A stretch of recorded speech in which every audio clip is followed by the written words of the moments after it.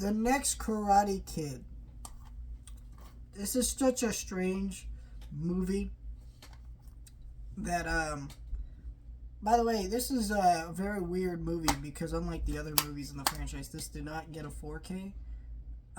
It's as a Sony Blu-ray, but this Mill Creek double feature pack with 3 and the next Karate Kid was $4 on Amazon, so you can get this pretty cheap. This is not a well-loved movie. So let me explain what this movie is, because there might be people who don't even know what this is, and I think the only reason people may know what it is this is a bullshit target of conversation when it comes to Cobra Kai. There's a lot of like fake feminists who will go online, and I keep in mind I support feminism. I'm not against any of that. But what I'm saying is like they'll go online and they'll go, oh, we need to bring back the girl from the next Karate Kid. Cobra Kai doesn't have enough female characters. I'm like, okay, you don't watch Cobra Kai. There's a shit ton of female characters. Very weird topic conversation. I think if they were gonna incorporate all the Karate Kid sequels, next Karate Kid would have been fun to incorporate, especially since Hilary Swank's a big star. She's an Oscar winner, 2-time Oscar winner now, and she actually would have been a fun addition. She's still alive. It's not like Mr. Miyagi where he's no longer here. So, Cobra Kai's ending, we're saying incorporate that into it, but they did not. But at the same time, I get why. So basically, the next Karate Kid, if you don't know, is basically what happened with this movie. Is nobody was happy with Karate Kid 3. The fans, I think the studio in some ways, I don't remember if it did super well financially.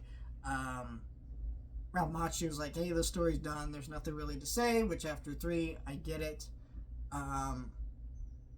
Everybody was just kind of over it. But Sony was like, we could try something else, and since Mr. Miyagi is a big part of those movies and he's still alive, they don't want to fully reboot, so they went with a idea of having a female student trained by Mr. Miyagi. And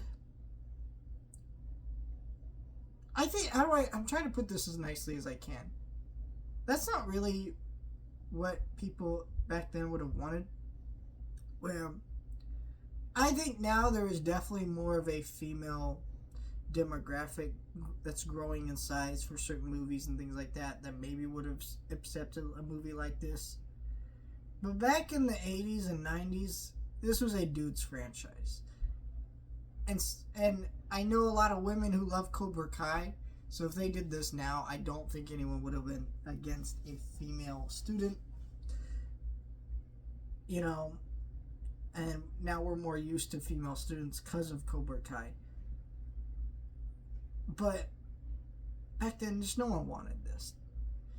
And there's nothing really wrong with there being a female student, but Hilary Swank, despite being a great actress now, 2-time Oscar winner, she isn't particularly great in this movie. She doesn't necessarily do anything horrible, but she doesn't have the charisma or love that Ralph Macchio has.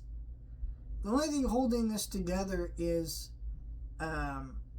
Miyagi's actor's performance. I'm forgetting his name.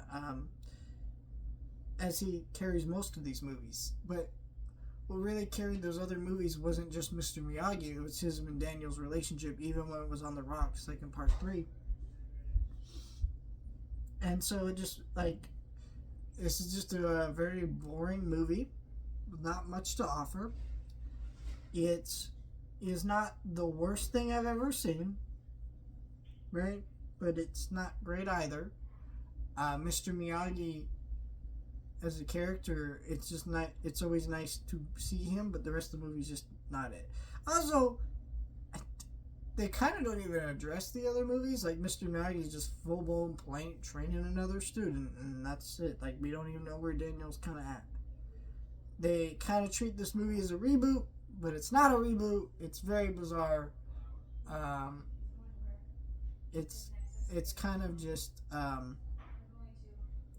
there. It sucks. Don't recommend this movie. I don't think this is as bad as Karate Kid 3. I feel like Karate Kid's more silly and ridiculous, where this movie's more straightforward. But it is the more boring of the two Karate Kid sequels.